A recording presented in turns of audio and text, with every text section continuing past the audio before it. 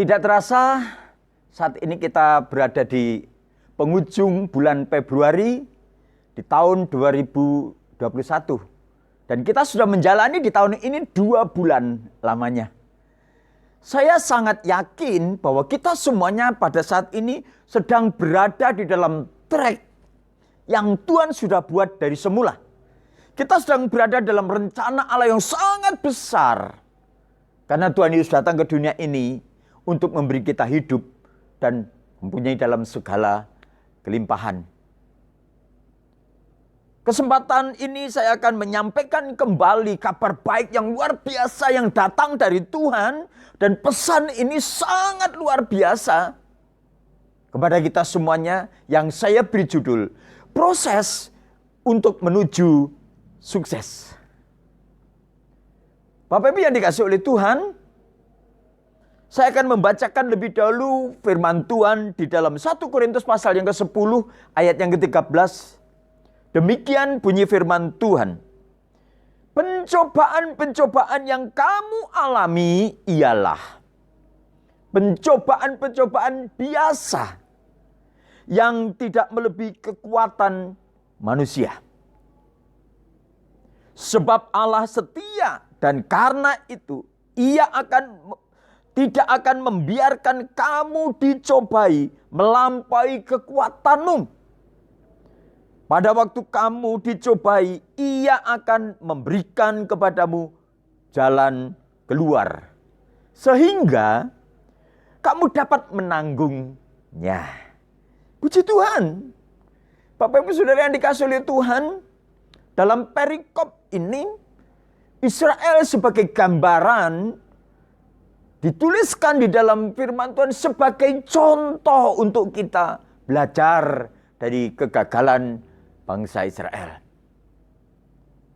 Bapak Ibu yang dikasihi oleh Tuhan, di mana bangsa Israel dibawa dari Mesir menuju ke tanah Kanaan, suatu proses yang sangat panjang. Ada beberapa orang yang tidak memahami rencana Allah itu sehingga dia gagal. Mereka bersungut-sungut, mereka memberontak, mereka marah.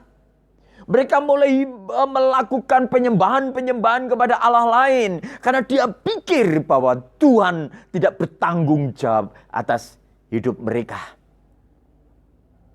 Bapak Ibu, Saudara semuanya yang dikasihi oleh Tuhan. Firman Tuhan yang sudah kita baca tadi menolong kepada kita semuanya bahwa Tuhan tidak pernah gagal. Dia membuat rencana, kemudian dia mengawal rencana itu. Kemudian kita diberi kekuatan untuk berada dalam rencana Allah yang besar. Sampai pada akhirnya kita sukses bersama dengan Tuhan Yesus Kristus. Saya ingin berbicara mengenai 2 hal mengenai hal ini. Dari sisi manusia dan dari sisi Tuhan.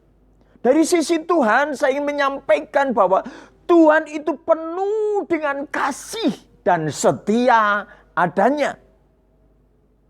Sehingga waktu kita menghadapi pergumulan pencobaan pada saat-saat ini, firman Tuhan mengatakan bahwa Tuhan itu setia.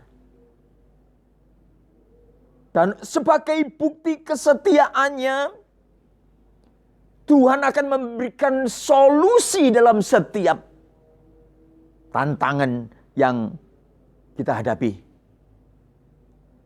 Jadi dari sisi Tuhan, kesetiaan Allah tidak diragukan lagi. Janjinya jangan diragukan lagi. Dan Tuhan pasti memberikan solusi yang terbaik buat kita semuanya. Sekarang dari sisi manusia, ini yang ingin saya tekankan. Kita harus memahami, kita harus punya pola pikir yang benar mengenai hal ini. Saya ingin menyampaikan kepada kita semuanya bahwa setiap kita harus memahami bahwa pencobaan-pencobaan itu yang datang kepada kita harus pahami dengan benar. Bahwa Tuhan tidak pernah mencobai kita semuanya. Pencobaan itu yang pertama, saya ingin mengatakan Menyampaikan seperti firman Tuhan bahwa pencobaan itu datang dari dalam diri kita. Keinginan-keinginan kita yang muncul dalam pikiran hati kita. Yang pada akhirnya itu menjadi satu yang menantang hidup kita. Firman Tuhan mengatakan bahwa pencobaan-pencobaan itu berasal dari keinginan hidup kita. Yang pada akhirnya membawa kita di dalam berbagai macam kesulitan. Dan yang kedua saya ingin menyampaikan bahwa pencobaan itu untuk memurnikan kita. Waktu kita mengalami satu pertobatan, kita menerima Yesus sebagai Tuhan dan Juru Selamat kita. Kita mengalami metanoia, pembaharuan budi. Namun demikian sebagai manusia, tentunya pasti ada tabiat manusia yang lama yang terkadang masih ada di dalam diri kita. Ini yang menimbulkan satu gejolak. Ini yang menimbulkan satu pencobaan yang seringkali muncul dari dalam kehidupan kita.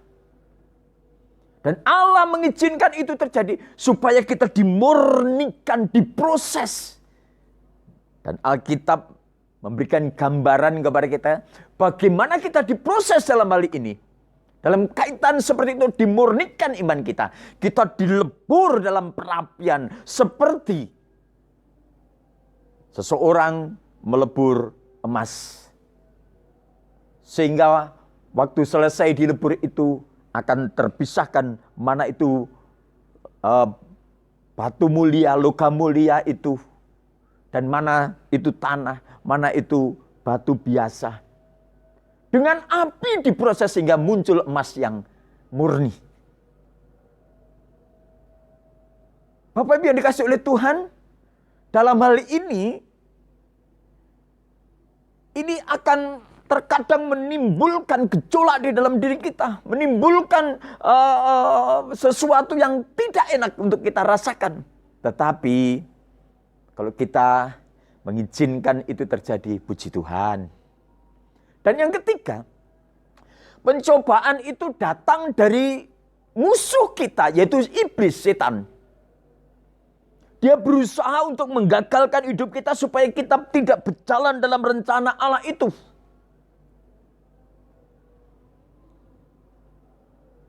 Iblis tahu persis bahwa Anda adalah orang yang sangat berharga. Kita ini adalah orang pilihan Allah.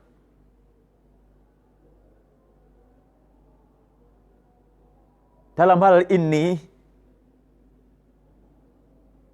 kita harus melihat ada kalanya Tuhan mengizinkan itu terjadi.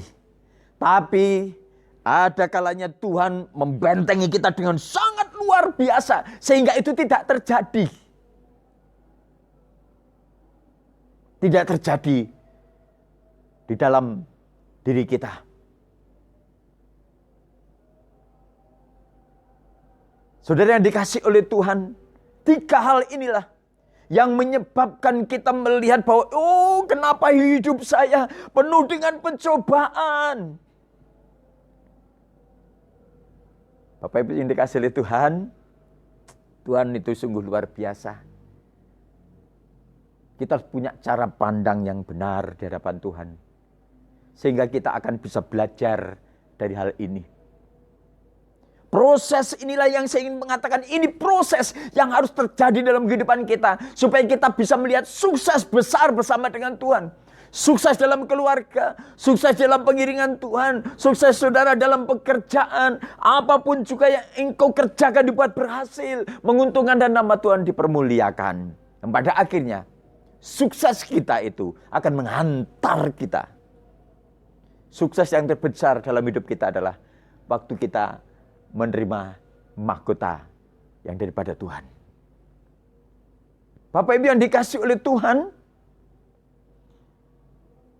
kita mengenal beberapa teori dan salah satunya adalah teori kualitas. Bagaimana kita melihat teori kualitas itu untuk menghasilkan satu produk, satu barang yang sangat baik, itu diperlukan bahan-bahan pilihan yang sangat baik. kemudian harus mengalami proses yang sangat baik, sangat teliti. Pada akhirnya dengan bahan yang baik, kemudian proses yang sangat baik, pada akhirnya akan menghasilkan kualitas yang baik. Bapak Ibu yang dikasihi oleh Tuhan, Bapak Ibu, sudah di dalam Yesus Kristus kita menjadi ciptaan yang baru.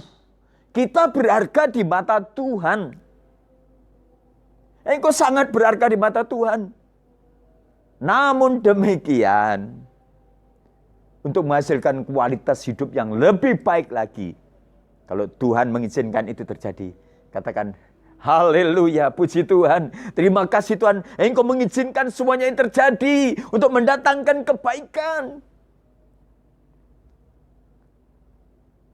Jadi kita harus melihat di sini bahwa Tuhan tidak pernah membiarkan kita dicobai melampaui kekuatan kita.